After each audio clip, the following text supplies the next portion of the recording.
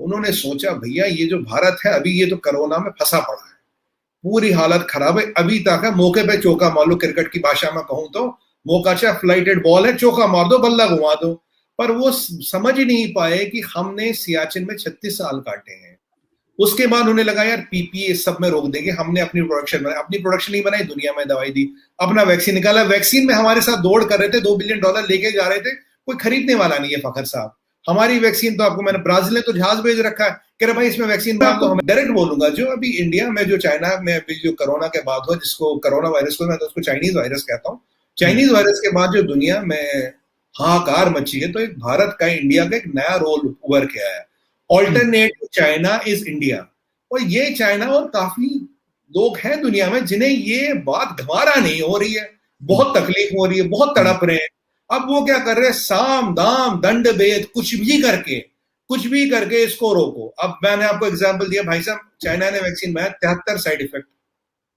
आपके पाकिस्तान की कहानी मैंने मीडिया में देखा था, आपके कोई टांगे वाले थे तो उन्हें बोला भाई ये वैक्सीन लगाई, बोला ये किसका, बोलते कोरोना का, कह रहा कहाँ का है, चाइना का, कह रहा खुदा के लिए माफ कर दो मैं वैसे ही ठीक हूँ भाई, मुझे नहीं चाहिए चाइनीज वैक्सीन।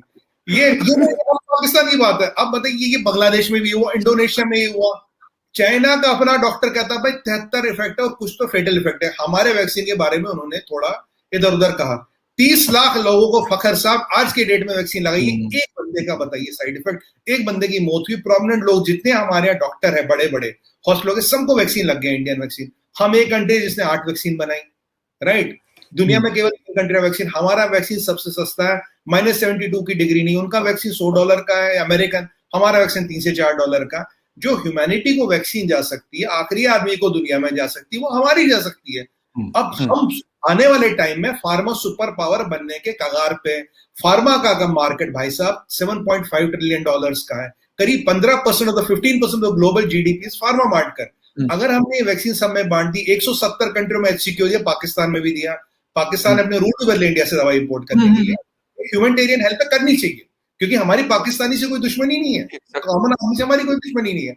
अब ये जो वैक्सीन इंडिया की जाएगी, इंडिया इकोनॉमिकली एक फार्मा सुपर पावर बनता है, इससे भी लोगों को तकलीफ है। ऑल्टरनेटिव चाइना बनता है, इससे तकलीफ है।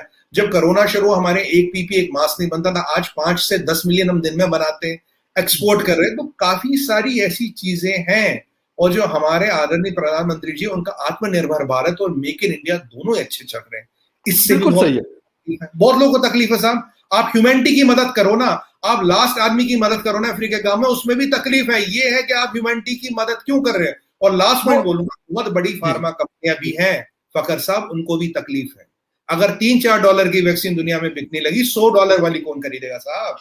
ये असल बात ये वाली है सुमित जी, उनको पता चलता है कि आपके मुल्क में या मेरे मुल्क में, इस रीजन में लेबर सस्ती है या सारी चीजें सस्ती है, जो आपके यहाँ से चीज जाएगी वो $1 में दुनिया को पड़ेगी, और वो अपनी वाली जो है वो $100 में या $50 या $10 में बेचेगा। क्यों लेगा कोई, क्यों लेगा? लाजमी मेड इन इंडिया क्यों ना ले।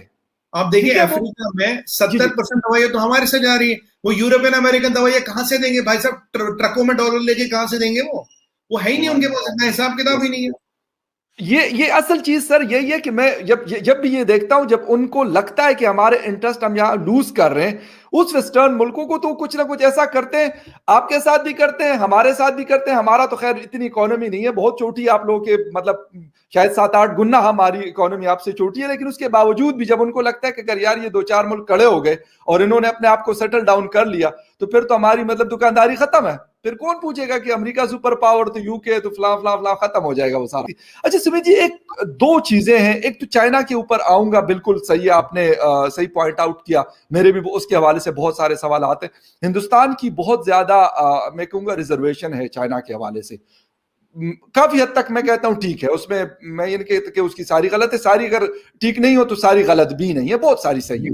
एक तो मुझे आप ये बताएं कि चाइना के साथ इन फ्यूचर, क्योंकि दोनों बड़े पावर हैं, हिंदुस्तान भी एंड चाइना भी इकोनॉमी के ऊपर फोकस्ड है। और मैं अगर इस वक्त देख रहा हूं पिछले 5 सालों से या 10 सालों से, तो हिंदुस्तान ने भी बहुत ज्यादा प्रोग्रेस की है, स्पेशली अपनी इकोनॉमी के ऊपर उन्होंने बड़ा अच्छा काम किया है। तो क्या नजर आता है कि हिंदुस्तान कहां पे स्टैंड करता हुआ आपको नजर आता है, या चाइना और हिंदुस्तान के दरमियान क्लैश क्या इकोनॉमी की वजह से हो सकता है, या जो हम वहां पे देखते थे, क्या आप लोगों का कौन सा बॉर्डर है, लद्दाख में, जो लद्दाख में जो बॉर्डर है आप लोगों का, LCA का पता नहीं क्या नाम, जी जी बिल्कुल, LAC सॉरी। तो उसके ऊपर जिस तरीके से आप लोगों का कि वो वाला इश्यू होगा, या उसको मतलब सामने वही चीज होगी और मसला जो है इकोनॉमीज का होगा आपस में दोनों कंट्रीज का? देखिए, एक मैं आपको कुछ फैक्ट्स के साथ आंसर देता हूँ, क्योंकि जब भी मैं बोलता हूँ फखर साहब पूरे फैक्ट फिगर डाटा के साथ बोलता हूँ, तब बोलने में वजन आता है और सही भी होता, नहीं तो आपका हमारा परसेप्शन कुछ भी वो मैटर नहीं करता। देखिए, एक टाइम चाइना के साथ हमारा $72 बिलियन का ट्रेड डेफिसिट था। हम उन्हें $72 बिलियन, बहुत बड़ा अमाउंट होता है, इंडिया से देते थे लेन देन में। फिर हमने इसको घटाया $52 बिलियन पे ले आया, मोदी जी से जब से आए तो $52 बिलियन पे लाए।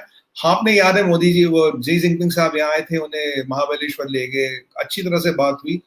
पर चाइना का जो ये दिमागी फतूर है, आप देखिए चाइना पहले इतना सारा, पहले उन्होंने मंगोलिया खाया, फिर जिनजिंगियांग खाया उन्होंने, फिर उन्होंने तिब्बत खाया, फिर उन्होंने ताजिकिस्तान खाया। अब वो ताजिकिस्तान में कहते हैं 45% एरिया उनका है, ये भी वो क्लेम करते हैं, रशिया का व्लादिमीर पोर्ट करते। जो उनकी कम्युनिस्ट मेंटेलिटी है, जो कम्युनिस्ट विचारधारा, वो एक्सपेंशनिज्म। चाइना इतने से इतना बन गया, अब वो कुछ को सेल्फ ऑटोनोमस रीजन गए। ये जो उनकी मानसिकता है, जो उनका माइंड सेट है एक्सपेंशनिज्म, ये चाइना को भारी पड़ रहा है। अगर आपको ट्रेड करना, जो आज चाइना की दुनिया भर में इमेज जो खत्म हुई है, वो केवल इसके कारण हुई है।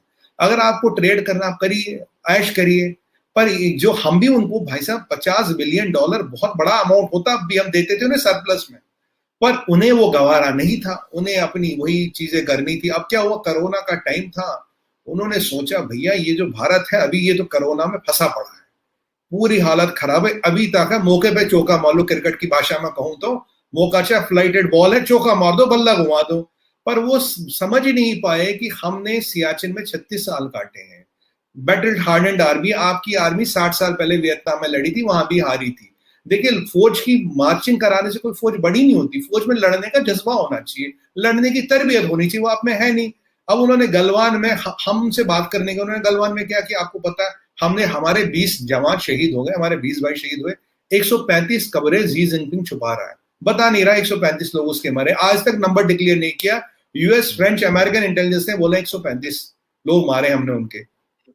उसके बाद उन्हें लगा यार पीपीए सब में रोक देंगे, हमने अपनी प्रोडक्शन बनाई, अपनी प्रोडक्शन नहीं बनाई, दुनिया में दवाई दी, अपना वैक्सीन निकाला, वैक्सीन में हमारे साथ दौड़ कर रहे थे, $2 बिलियन लेके जा रहे थे, कोई खरीदने वाला नहीं है फखर साहब। हमारी वैक्सीन तो आपको, मैंने ब्राजील ने तो जहाज भेज रखा है, कह रहे भाई इसमें वैक्सीन बांध दो, हमें दे दो।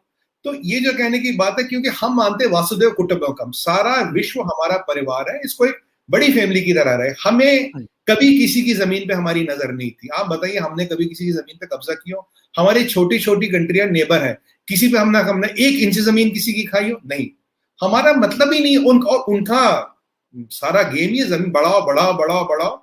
तो ये, और जो अब चाइनीज इकोनॉमी की बात करते हैं, बहुत से लोगों को ये नहीं पता होगा फकर साहब, चाइनीज इकोनॉमी पे उनके जीडीपी का 320% उनका क्यूमुलेटिव डेट है। वो कहते हैं 12-13 ट्रिलियन डॉलर का हमारा जीडीपी है, 320% करिए, 45 से 50 ट्रिलियन डॉलर उनका डेट है sir. And not only that, it is 50 to 60% of the global economy. Global economy का साइज 90 ट्रिलियन है। अब कॉन्ट्रैक्ट हो गया कोरोना के बाद, अगर मैं पुराने नंबर लूं तो 45 से 50 ट्रिलियन का डेट आपका 90 ट्रिलियन की इकोनॉमी के पास, आपके तो इकोनॉमिक सुपर पावर हो। 20 साल से आपके फाइनेंशियल ऑर्गेनाइजेशंस का ऑडिट नहीं हुआ, आप अपने नंबर डिक्लेयर नहीं करते। डोनाल्ड ट्रंप ने आपकी 800 कंपनियों को यूएस स्टॉक एक्सचेंज से बाहर निकाला, हमने आपको ऐप बैन दिया, आपका मेटा डाटा आना बंद हो गया, आपका एआई का सुपर पावर बनने का